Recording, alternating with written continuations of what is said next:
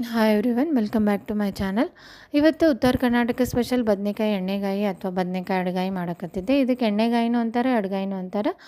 ಅದಕ್ಕೆ ಮಸಾಲೆ ರೆಡಿ ಮಾಡ್ಕೋಬೇಕು. ಹುರಿದಿದ್ದಂಥ ಎಳ್ಳು, ಶೇಂಗಾ, ಹುಣಸೆಹಣ್ಣು, ರುಚಿಗೆ ತಕ್ಕಷ್ಟು ಉಪ್ಪು, ಮಸಾಲೆ, ಖಾರ, ಸ್ವಲ್ಪ ಬೆಲ್ಲ ಹಾಕ್ಕೊಂಡು ರುಬ್ಕೊಂಡು ಸೈಡಿಗೆ ಇಟ್ಕೋಬೇಕು. ಈಗ ಬದನೇಕಾಯಿನ ಬ್ಯಾಕ್ ಸೈಡ್ ಈ ರೀತಿ ಕಟ್ ಮಾಡಿಕೊಂಡು ಉಪ್ಪಿನ ನೀರೊಳಗೆ ಒಂದು 5 ನಿಮಿಷ ನೆನಿಲಕ್ಕ ಬಿಟ್ಬಿಡ್ಬೇಕ್ರಿ. ಅದನ್ನ ನೀರೊಳಗೆ ಬಿಟ್ಟ ತಕ್ಷಣ ಈ ರೀತಿ ರುಬ್ಕೊಂಡಿರ್ತೀವಲ್ಲ ಮಸಾಲೆನ ಈ ರೀತಿ ತುಂಬ್ಕೊಬೇಕು ಒಂದೊಂದಾಗಿ.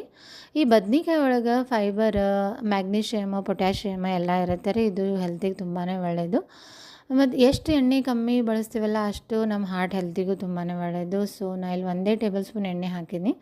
ಯಾಕಂದರೆ ಇದಕ್ಕೆ ಎಣ್ಣೆಗಾಯಿ ಇರೋದ್ರಿಂದ ಸಾಕಷ್ಟು ಎಣ್ಣೆ ಹಾಕ್ತಾರೆ. ಒಂದು ಅರ್ಧ ಬಟ್ಲ್ ಅಷ್ಟು ಎಣ್ಣೆ ಹಾಕ್ತಾರೆ ಕೆಲವೊಬ್ಬರು, ಬಟ್ ನಾ ಹಾಕಿಲ್ಲ. ಯಾಕಂದರೆ ಶೇಂಗಾ, ಎಳ್ಳು ಹಾಕಿರೋದ್ರಿಂದ ಸಾಕಷ್ಟು ಎಣ್ಣೆ ಬಿಡುತ್ತೆ ಮುಂದೆ. ಎಣ್ಣೆ ಒಳಗೆ ಸಾಸಿವೆ, ಜೀರಿಗೆ, ಕರಿಬೇವು ಮತ್ತು ಬೆಳ್ಳುಳ್ಳಿ ಹಾಕಿ 1-2 ಸೆಕೆಂಡ್ ಫ್ರೈ ಮಾಡಿ, ಅದು ತುಂಬಿಟ್ಕೊಂಡಿರ್ತೀವಲ್ಲ ಬದ್ನಿಕಾಯಿ ಎಲ್ಲ ಹಾಕಿ ಅದನ್ನೊಂದು 2 ನಿಮಿಷ ಫ್ರೈ ಮಾಡ್ಕೋಬೇಕು.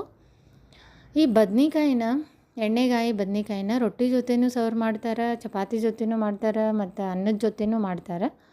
ನಾನಿಲ್ಲಿ ರೊಟ್ಟಿ ಜೊತೆ ಮಾಡೀನಿ. ಈಗ ನೋಡಿರಿ, ಒಂದು 2 ನಿಮಿಷ ಈ ರೀತಿ ಫ್ರೈ ಮಾಡಬೇಕು, ನೀರು ಹಾಕ್ದೇನೆ. ನಂತರ ಮಿಕ್ಸರ್ಗೆ ಹಾಕ್ಕೊಂಡಿರ್ತೀವಲ್ಲ ಬಾಂಡೆ ಒಳಗೆ, ಅದರೊಳಗೆ ನೀರು ಹಾಕ್ಕೊಂಡು ಒಂದು ಅರ್ಧದಷ್ಟು ನೀರು ಹಾಕ್ಕೊಂಡೀನಿ ನೋಡಿರಿ. ಈ ರೀತಿ ನೀರು ಹಾಕ್ಕೊಂಡು ಒಂದು 5-6 ನಿಮಿಷ ಕುದಿಲಾಕ ಬಿಟ್ಬಿಡ್ಬೇಕು.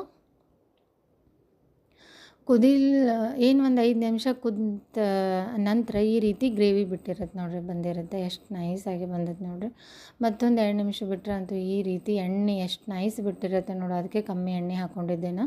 ಲಾಸ್ಟಿಗೆ ಕೊತ್ತಂಬರಿ ಹಾಕಿ ಬಿಟ್ಬಿಡ್ಬೇಕು ರೀ. ನಾ ಇಲ್ಲಿ ರೊಟ್ಟಿ ಜೊತೆ ಸರ್ವ್ ಮಾಡೀನಿ. ನೀವು ಚಪಾತಿ ಜೊತೆ, ಅನ್ನದ ಜೊತೆ ಆದರೂ ಮಾಡಿರಿ. ವಿಡಿಯೋ